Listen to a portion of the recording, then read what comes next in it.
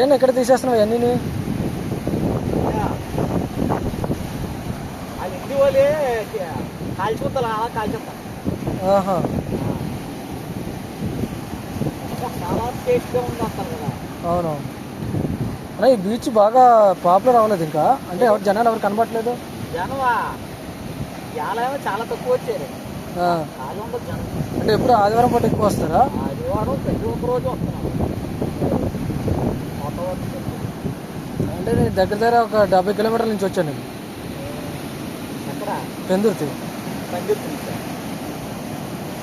ఈ బీచ్ చాలా బాగుంటుంది. వీడియోలు చూస్తే మా కుర్రాళ్ళకి చాలా మంది అడిగిన ఎవరు తెలియదు అన్నారు.